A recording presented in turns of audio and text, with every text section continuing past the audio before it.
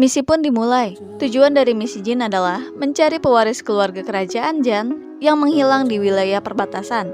Jin menyuruh semua orang memanggilnya dengan sebutan komandan. Singkat cerita, Bellop datang memberikan laporannya pada Jin kalau mereka melihat basement dari suku Watertail.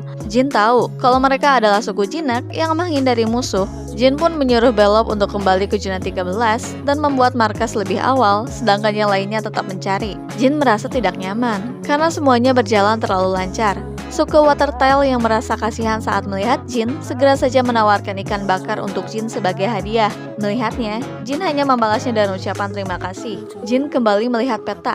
Saat memikirkan rencana terbaik untuk semuanya, saat itulah tiba-tiba saja Bellop kembali datang dengan tergesa-gesa. Dia mendapatkan informasi dari orang yang selamat sampai ke markas kalau kelompok 2 diserang. Sontak saja Jin dan yang lainnya kaget. Meski Bellop sudah memberitahu Jin kalau penyerangnya adalah manusia, tapi Jin masih meragu dan menganggap ada kemungkinan lain.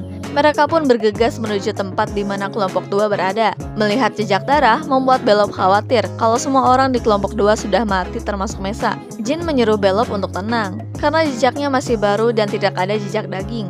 Jin berasumsi kalau kelompok 2 kabur setelah diserang oleh satu orang. Sierra memberitahu Jin kalau dirinya menemukan bekas perban di arah barat. Jin pun kembali berasumsi kalau kelompok 2 yang terluka kembali diserang oleh penyerang lain saat tengah menyembuhkan lukanya. Alhasil, mereka kembali kabur ke arah barat. Jin menyuruh Sierra untuk pergi ke kelompok Eddington untuk menceritakan situasi selagi Jin pergi bersama Bellop. Bellop dan Jin pun menemukan tempat di mana kelompok 2 berada. Hanya saja, tidak ada Mesa di sana dan jumlah penyerangnya bertambah 1. Jin menyuruh Bellop menutup mata untuk sementara. Jin melapisi pisau dengan energi bayangan yang telah diajarkan oleh Murakan.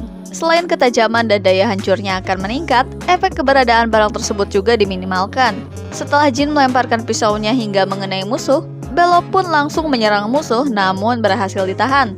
Jin lantas membantu Bellop dengan menyerangnya dari belakang. Setelah para penyerang dikalahkan, Jin menanyakan kondisi kelompok 2. Meski terluka, mereka berkata kalau mereka baik-baik saja, tapi Mesa diculik. Jin pun menyuruh mereka menyembuhkan lukanya. Penyerang yang diduduki Jin memohon ampun, tapi Jin malah memberinya 2 pilihan. Mati setelah memberitahu informasi atau tetap diam dan mati bersama keluarganya. Jin berkata kalau dirinya pasti menepati janjinya. Dia pun menyerah dan mengaku sebagai anggota kelompok revolusioner yang disebut Kinzelo. Jin pun sadar kalau Kinzelo adalah organisasi teroris yang sudah ada saat dirinya mati. Mereka membuat kekacauan dan pembantaian. Arti revolusioner bagi mereka adalah membuat raja mereka sendiri menjadi raja seluruh dunia. Jin menanyakan lagi informasi lain, tapi dia tidak mengetahui markasnya karena hanya seorang pesuruh. Dia hanya tahu jumlah para penjaga di daerah cabang. Jin lantas memberikan pertanyaan terakhir, apa alasan mereka menangkap Mesa? Dia menjawab kalau hal itu untuk propaganda. Mereka diperintahkan menangkap peserta latihan perempuan hidup-hidup. Hanya itu yang dia ketahui. Setelah mengetahui semua itu, Jin pun berkata kalau dirinya akan menepati janjinya dan kemudian menghabisi si penyerang. Jin menyuruh semuanya untuk pergi ke rumah utama dan meminta pertolongan. Jin bermaksud untuk pergi sendiri. Tentu saja, anggota kelompok Jin tidak terima dan bersikeras untuk ikut meskipun harus mati. Namun Jin menolak. Dia menyuruh semua orang menuruti perintahnya dan siapapun yang melawan akan Jin anggap sebagai pembangkang. Sebelum pergi, Jin menyuruh Bellop untuk tetap fokus karena hanya dia yang paling kuat setelah semua anggota kelompok 2 terluka. Jin pun lantas pergi sembari berharap kalau dirinya tidak terlambat.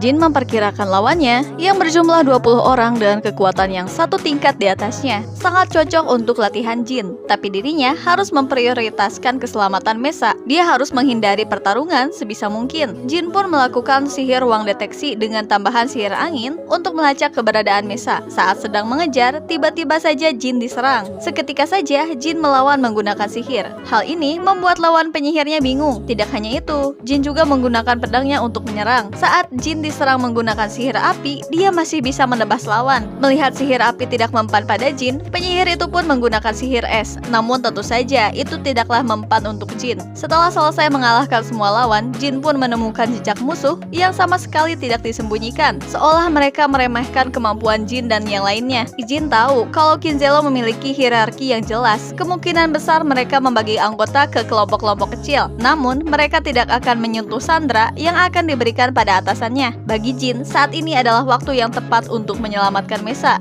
Jin pun membuat sihir api untuk mengalihkan perhatian. Dia membakar hutan dan memperbesar apinya tanpa tanggung. Setelah semua orang kacau, Jin pun menyelinap ke kawasan musuh. Dia pun dengan mudah menemukan pimpinan musuh. Saat semua orang sibuk memadamkan api, Jin menyerang sang pemimpin untuk mengambil kunci. Setelah mencari-cari, Jin pun menemukan Mesa di ruang bawah tanah. Mesa tidak percaya kalau Jin datang menyelamatkannya. Mesa berkata kalau dirinya bisa berjalan tapi tidak bisa berlari. Saat mendengar suara berisik dari atas, Mesa menyuruh Jin meninggalkannya kalau situasi menjadi semakin bahaya. Bagi Mesa, keselamatan Jin jauh lebih penting. Setelah Jin dan Mesa keluar, mereka melihat banyak orang sudah terkapar dengan luka cakaran di sana-sini. Jin tahu kalau itu adalah bekas cakaran dari suku White Wolf. Setelah melihat penyerang dari suku White Wolf itu, Jin pun segera membuat Mesa pingsan. Makhluk itu mempertanyakan apakah kebakaran ini adalah ulah Jin, dan Jin pun mengiyakan sambil mengenalkan dirinya sebagai anak dari Seiron Trankandel yang bernama Jin Trankandel. Dia pun menanyakan nama lawannya.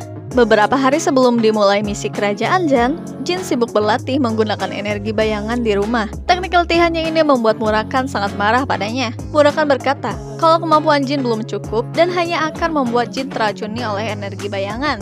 Kembali ke saat ini, setelah sang bestman mengetahui lawannya adalah keturunan Trankandel, dia pun memperkenalkan diri sebagai Kuajito Truka, seorang warrior dari keluarga Truka. Suku White Wolf adalah suku yang lahir untuk bertarung dan membunuh, dan seorang White Wolf dewasa berada setidaknya di bintang 6. Mereka dikenal membenci keluarga Rankandel. Oleh karena itu, sang patriark pertama Rankandel mengundang dewa mereka yang bernama Javier dan menghabisinya. Jin tahu betul dirinya tidak bisa kabur dengan membawa Mesa. Truka memberikan Jin dua pilihan, bertarung dengan hormat atau mati setelah kabur darinya. Tentu saja Jin memilih untuk bertarung dengan hormat. Truka yang senang pun langsung menyerang Jin berkali-kali hingga membuat Jin kewalahan menahannya. Jin punya 3 hal untuk membalikan keadaan: pendan dari Luna, sihir, dan energi bayangan. Hanya saja, pendan terlalu berharga untuk disia-siakan. Sihir pun bukan pilihan yang tepat, karena bisa ditemukan jejaknya oleh para penyelidik. Jin tidak punya pilihan selain menggunakan energi bayangan. Truka memuji kehebatan pedang Jin. Katanya, pedang putih Jin sangat mirip dengan pedang hitam yang terkenal di keluarga Rankandel. Meski begitu, Truka tidak berhenti menyerang Jin sekuat tenaga. Saat itulah Jin berusaha keras membangkitkan energi bayangan pada pedangnya. Truka kaget saat dirinya tidak bisa melihat apapun selain kegelapan. Saat itulah Jin menyerangnya dengan tebasan yang dilapisi energi bayangan. Setelah Truka kalah, Jin yang tidak bisa menahan efek energi bayangan pun sudah berada di ambang batas hingga mendengar banyak suara-suara yang merendahkannya. Murakan pun muncul. Dia marah karena Jin tidak mendengar perkataannya. Murakan menyuruh Jin untuk bangkit dan tidak kehilangan kesadarannya. Jin pun lantas berusaha bangkit, lalu melakukan teknik pelepasan energi bayangan. Meski sulit, tapi Jin harus terus mengusahakannya hingga semua energi itu lenyap. Tidak lama setelah itu, ada suara yang mengalihkan perhatian Jin. Jin mengira itu adalah anggota Kinzelo yang masih hidup, tapi ternyata bukan. Dia adalah Semberbil dari keluarga kerajaan Zan. Jin pun merasa lega dan berkata kalau dirinya telah diperintahkan untuk mencari Sember. Sontak saja, Sember sangat senang. Meskipun pada kenyataannya Jin bahkan lupa dengan misinya. Anak laki-laki itu bernama Semberbil dari kerajaan Zan.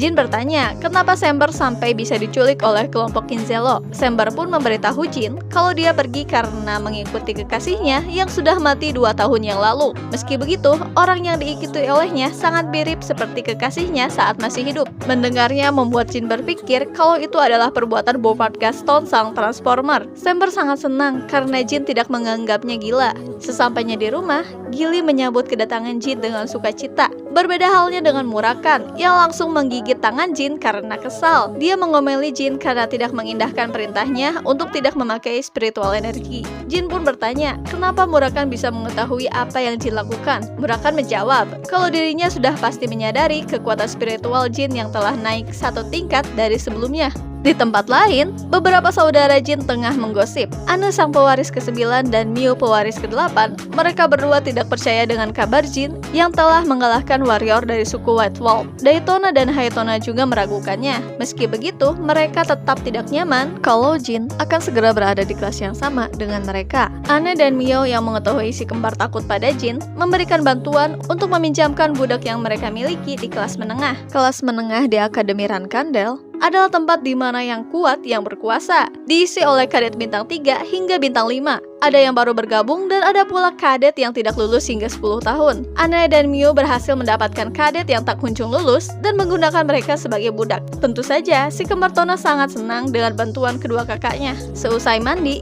Jin kembali ke rutinitasnya yang banyak berpikir dan memperhitungkan segala hal agar bisa segera menjadi kuat melebihi kekuatan demigod yang dimiliki oleh ayahnya. Jin tahu, begitu dirinya masuk ke kelas menengah, dia akan bertemu dan diawasi oleh semua kakaknya. Atmosfer kelas menengah sangat berbeda dengan kelas pemula yang penuh pertemanan karena semuanya memiliki level yang setara. Di kelas menengah, kekuatan adalah segalanya, dan Jin bertekad untuk menguasainya dengan kekuatan. Jin datang menemui ibunya karena telah dipanggil. Ibu Jin memuji Jin karena telah berhasil menyelesaikan misi. Dia juga menanyakan alasan kenapa Jin menolak usulannya untuk berganti kamar. Padahal, kamar yang diusulkan adalah kamar yang hanya bisa dihuni oleh orang yang akan menjadi patriark di masa depan. Jin menolaknya dengan halus. Dia berkata kalau kamar itu terlalu berlebihan baginya. Begitu Jin pamit pergi, ibu Jin pun menyimpulkan tindakan Jin. Bila Jin menerima kamar itu, dia akan mendapatkan dukungan penuh dari keluarga. Tapi, di saat yang sama juga akan menjadi target dari semua saudara-saudaranya. Jin pun kembali bertemu dengan teman-temannya sesama kadet. Dia memberitahu kalau Bellop dan yang lainnya adalah anggota faksi Jin. Oleh karenanya, mereka harus bisa menahan semua jenis ejekan dan perundungan yang mungkin terjadi di masa depan. Tapi tentu saja, Jin tidak akan membiarkannya. Kelas menengah pun dimulai. Jet, yang merupakan adik dari ayah Jin, membuka kelas dan memberikan nasihat untuk semua kadet baru dan juga kadet lama. Jet kemudian bertanya pada semua senior, apa yang selalu dia tegaskan pada mereka. Seketika saja, semua orang berteriak kalau Rankandel tidak memerlukan orang lemah. Semua teriakan itu sangat dipenuhi oleh aura permusuhan. Jin juga melihat si kembar Daytona dan Haytona ikut berteriak, tapi perhatian Jin mengarah pada seorang kadet yang ada di samping mereka. Terlihat seperti seorang kadet yang tidak kunjung lulus. Jin yakin kalau si kembar tidak mungkin mendapatkannya sendiri. Jin tahu kalau niat mereka semua adalah untuk menjatuhkan mental para kadet pemula, tapi mereka berhadapan dengan orang yang salah. Si kembar Tona kaget saat melihat Jin berjalan ke arah mereka. Tanpa disangka semua orang, Jin tanpa ragu menebas tangan kadet yang ada di samping si kembar Tona hingga putus. Tentu saja, perhatian semua orang kini teralihkan pada Jin. Meskipun si kembar marah, tapi Jin mengabaikannya. Dia menanyakan nama si kadet yang ternyata bernama Kajin Romelo. Daytona marah karena Jin mengabaikan dirinya. Jin membalasnya dengan tatapan sinis dan menyuruh kakaknya untuk diam. Karena saat ini, Jin tengah berbicara dengan Kajin. Mendengarnya, membuat Haytona marah, hingga tidak sengaja mengatakan kalau Kajin adalah kadetnya. Sesuatu yang tidak boleh dikatakan di depan umum. Setelah mengetahui hal itu, Jin berkata kalau dirinya memotong tangan Kajin karena merasakan hawa membunuh darinya. Semua orang yang melihatnya lantas menyimpulkan kalau itu adalah konflik hegemoni. Karena perkataan Haytona, semua orang menjadi tahu kalau Kajin adalah anggota faksi. Karenanya, perbuatan Jin tidak dianggap sebagai perbuatan biasa, tapi tradisi turun-temurun yang bernama konflik hegemoni. Jin pun lantas berteriak dan mengenalkan dirinya sebagai Jin Rankandel. Siapapun yang memunculkan sedikit saja permusuhan di hadapannya, Jin takkan ragu memotong tangannya, seperti apa yang dia lakukan pada Kajin. Z memanggil Jin. Dia mempertanyakan sikap Jin yang berani berbuat semua itu di hadapannya. Jin menjawab kalau dirinya diizinkan berbuat seperti itu karena saat ini dirinya tidak bertarung dengan si kembar Tona, tapi sedang melawan Jet. Mendengarnya membuat Jet sangat tertarik. Dia menyuruh Jin untuk menjelaskannya. Tindakan Jet akan sangat bergantung dengan jawaban Jin. Dia bisa saja memotong kepala Jin saat ini juga. Meski begitu, Jin tidak menunjukkan rasa takut sedikit pun. Jin mengatakan pada Jet kalau perkataan pembuka darinya seolah menyuruh semua kadet di kelas menengah untuk merundung Jin. Jadi Jin menganggapnya sebagai sebuah serangan. Jet pun menebaskan pedangnya tanpa ragu, tapi Jin tidak bergerak sama sekali hingga membuat pipinya tergores. Z menanyakan lagi alasan Jin, kenapa dia memotong tangan Kajin dan bukannya langsung menantangnya. Jin hanya menjawab kalau dirinya belum bisa mengalahkan Jet. Jin tentu akan memilih untuk memotong tangan Jet kalau dia punya kekuatan untuk menang melawan Jet. Baginya, nyawa bisa hilang dalam sekejap, tapi kehormatan bertahan selamanya. Jet menyebut Jin bodoh, tapi dia juga tertawa senang dengan tingkah Jin yang berani. Jet pun memaafkan Jin, karena menurutnya, Jin berhak hidup sebagai seorang Rankandel. Jet menyuruh semua orang untuk tidak melupakan apa yang telah mereka lihat, dan rajin bertarung setiap hari. Seusai kelas menengah bubar, Jin memberikan nasihat pada si kembar Tona untuk memikirkan nasib dan masa depan mereka mereka sendiri saat membuat keputusan. Setelah Jin kembali ke kamar, dia mengatakan pada Gilly kalau Jin telah memulai konflik hegemoni dengan si kembar Tona yang menurutnya dibantu oleh Anne dan Miyu. Dia tahu kalau si kembar Tona tidak mungkin bisa mendapatkan kadet yang lebih kuat dari mereka sebagai baksinya, terkecuali kalau dibantu oleh Anne dan Miyu. Tentu saja, Gilly kaget mendengarnya. Gilly tidak terima dengan sikap Anne dan Miyu karena mereka sudah menjadi pewaris dan seharusnya mereka hanya bertarung antar sesama pewaris. Jin berkata pada Gilly kalau Anne dan Miyu tidak bisa merundung Jin secara langsung. Mereka hanya bisa menggunakan otoritas mereka sebagai pewaris untuk mengubah jadwal dan tingkat kesulitan misi Jin. Mereka tentunya sangat ingin Jin mati atau setidaknya luka berat. Jin juga tahu kalau misi yang sulit biasanya adalah misi solo, yang berarti tidak ada yang mengawasi Jin. Jadi, dia bisa bebas menggunakan kekuatannya. Mendengarnya membuat Gilly merasa senang. Jin berkata kalau dirinya berterima kasih dengan ulah kakaknya, dan seharusnya membawa kucing dalam misi pun tidak akan jadi masalah. Waktu pun berlalu, Jet menyuruh Jin dan si kembar Tona untuk memulai latihan rahasia seusai latihan pagi. Jin bisa melihat wajah si kembar Tona yang babak belur. Jin yakin kalau si kembar Tona sudah diberikan hukuman oleh Anne dan Miyu. Setelah sekian lama Jet memberikan penjelasan, dia pun menyuruh Jin dan si kembar Tona mengangkat bola besi yang bernama Clearstone, batu yang bisa menghasilkan suara yang jernih. Zed lantas memperagakan 3 suara berbeda yang bisa dihasilkan oleh Clearstone, dari mulai suara yang tidak mengenakan hingga suara yang sangat indah, tergantung dari sekeras apa pukulan yang diberikan. Jin berpikir kalau latihan ini akan mengasah kefokusan, tapi dia tidak merasa ada sisi bahaya karena hanya memukul batu. Namun dirinya juga merasa ada yang janggal dengan bola besinya. Dan saat Jet akan memukul kembali bola besi, Jin mendorong si kembar Tona untuk merunduk. Benar saja tebakan Jin, bola besi itu langsung meledak sangat kuat.